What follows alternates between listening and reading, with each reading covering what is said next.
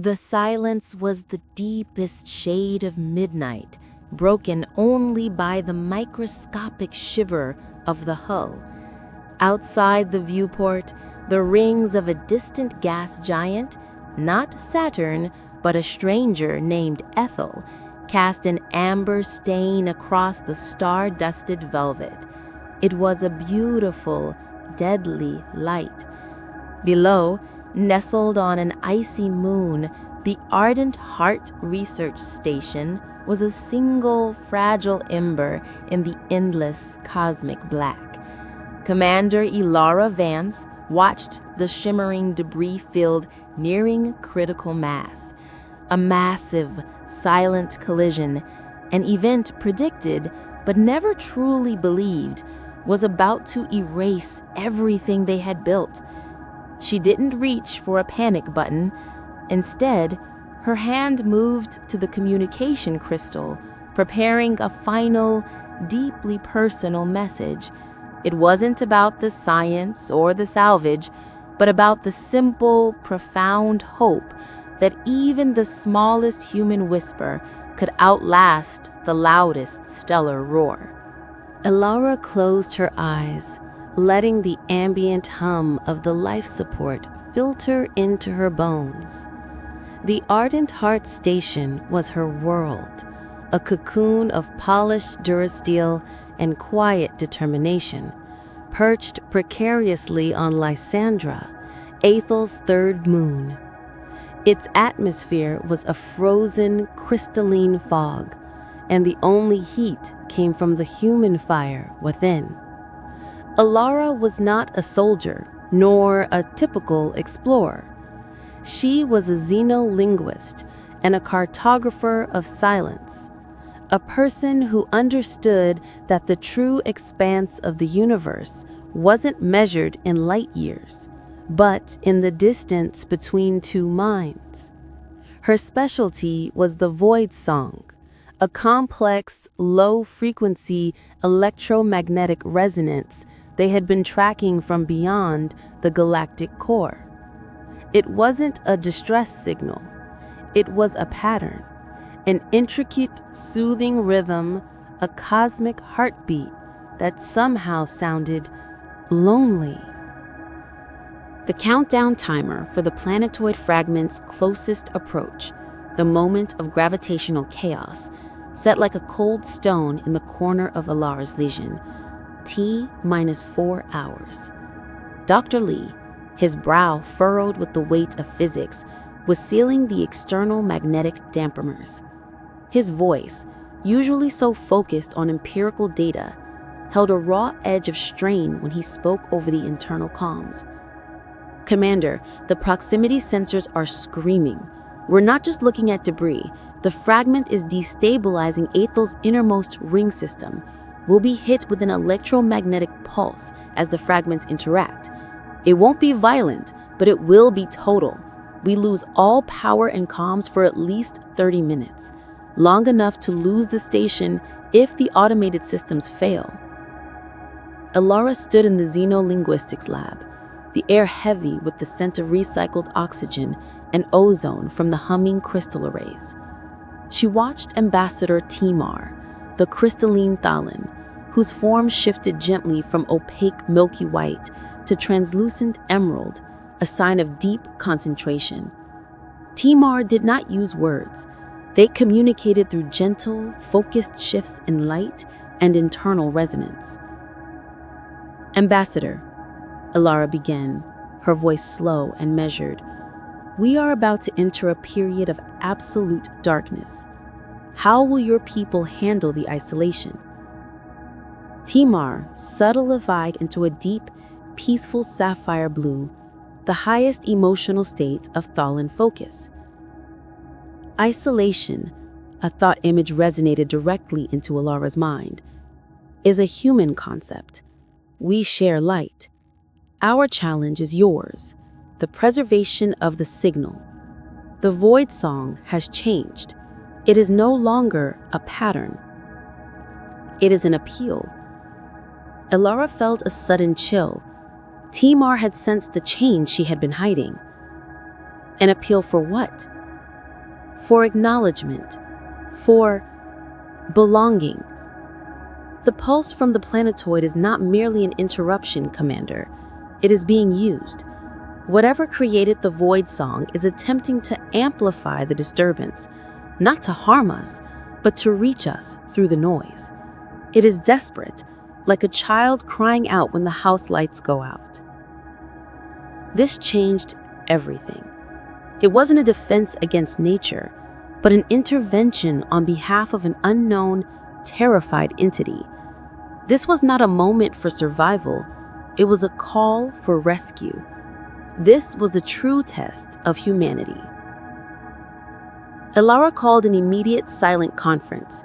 She used the station's local comms, a private, secure channel, to speak only with Jean and Timar. "We are shifting focus," she explained, her voice low, a calming counterpoint to the station's rising mechanical anxiety. "We are not merely weathering the storm. We are going to answer the call." Jean's voice crackled with disbelief. "Answer it, Elara? The EMP will fry every non-shielded circuit. Even our backup generator needs to be manually cycled. We need every ounce of power to maintain the magnetic locks against the debris shower. If we divert power to the main comms array, we risk the hull." "The hull can be repaired, Jean. A silent, terrified species in the deep void cannot be brought back. We must prove to the universe that we are not defined by our defenses, but by our reach." Elara took a steadying breath. "I need you to build a temporary, manually operated conduit, something that uses residual power from the main fusion core to feed a low-frequency broadcast through the EMP. A simple, robust analog solution. It won't transmit data, only pure tonal energy." Jean paused. His sigh was a quiet admission of respect. "A wire coat hanger and a car battery, basically. You want me to build a cosmic telegraph? It's insane. It'll take everything I have left of the spare wiring, and I need to be outside the shielded area to connect it." T-3 hours, Jean. We're out of time for sanity. "Timar, what should the message take? If it is a plea for connection, we cannot use mathematics or language. It must be pure emotion." Timar's form glowed soft lavender, the color of concentrated empathy. "The void song is rhythm. It is the echo of a steady heart. The answer must be the same, the human heart. Play them your lullaby, Commander." Elara understood immediately. Kai's favorite song, a simple 4-note melody he used to hum to her when they were drifting in the quiet of orbit. It was pure comfort, pure human love distilled into sound. It had no context, no culture, just simple, unwavering warmth. The next 2 hours were a frantic, yet strangely peaceful blur. Jean, moving with the graceful focus of a true artisan, built the conduit. A tangle of heavy-gauge wires, capacitors, and a repurposed antenna array. He worked in the cramped crawl spaces, humming under his breath, his hands a blur of soldering and securing. Meanwhile, Elara sat at the station's main console, not planning for defense, but for broadcast. She digitized Kai's simple, personal melody, isolating the pure frequency tones, removing any artifacts that might translate as aggression or complexity. She was reducing the human experience down to its most fundamental truth, the need to be comforted. Jean emerged from the maintenance shafts, slick with sweat and grime, holding the jury-rigged broadcast unit. "The cosmic telegraph is ready, Commander. It needs to be manually triggered exactly 1 minute before the EMP hits. I have to be outside, on the hull, to connect the final power leads. I'll have about 3 minutes to do it before the debris field is too thick." Elara's heart seized. "That's an unacceptable risk, Jean. The debris velocity is too high. You won't make it back." "My job is to maintain the integrity of the station. Right now, its integrity is measured not in hull plating, but in its ability to be fundamentally human. And besides, he added, giving her a tired, genuine smile, Kaya and I designed these suits for worse. I'll run it like I'm racing a neutrino. You just make sure that lullaby is loud enough to wake the dead. Jean, a lone silhouette against the terrible, beautiful glow of Ethel's rings, secured the final cable to the hull. Elara watched his biometric data flicker on her screen. Heart rate elevated, but steady. Jean, come back in now. The debris field is intensifying. Wait. Jean's voice came back, thin and distorted over the comms. Commander, Timar is with me. Elara looked up. Timar was not in the lab. Through the main viewport, she saw a large, deep sapphire form hovering near Jean. The Thalan ambassador was using its crystalline mass to shield Jean from the micrometeoroid impacts, absorbing the kinetic energy into its own structure. We share light, Commander. Timar's resonant thought image filtered through the distortion. He protects the means of transmission. I protect the transmitter. T-5 minutes. The station's lights flickered violently as the first wave of pre-EMP energy washed over them. Jean and Timar, activate the conduit and get back inside. Activated, Jean yelled. It's running on residual core power. It's all you, Elara. T-1 minute.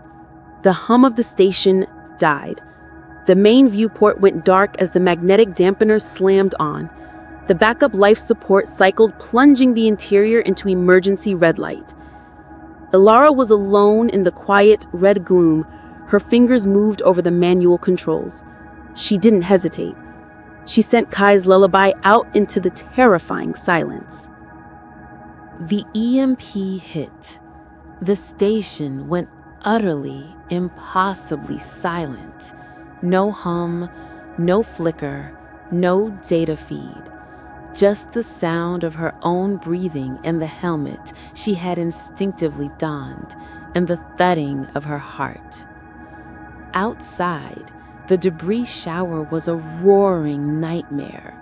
Hundreds of pieces of rock and ice battering the shielded hull. Elara didn't know if Jean and Timar had made it back in. All she could do was wait for the residual power in Jean's cosmic telegraph to run out. And then, in the suffocating silence, the answer came. It didn't come through a speaker. It didn't come through a screen. It came through the station's bare, vibrating metal. It was a physical, almost melodic tremor that ran through the deck plating and into the soles of her boots. The void song, no longer desperate, no longer just a pattern, was answering the lullaby. It was the same 4 notes, but not exact. It was sung back with a slight, beautiful, inhuman variation.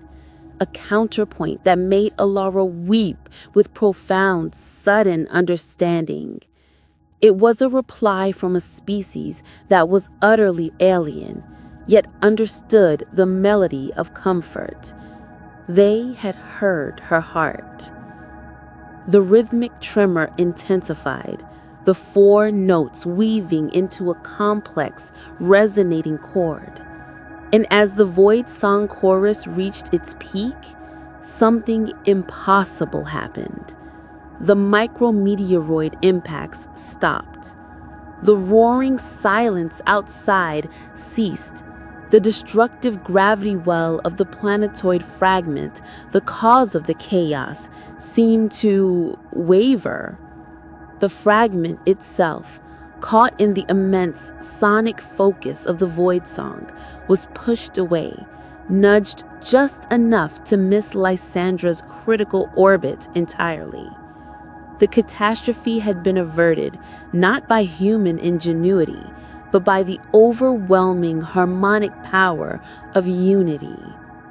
The light returned, not the station's emergency red, but a dazzling, clean white as the fusion core cycled back on.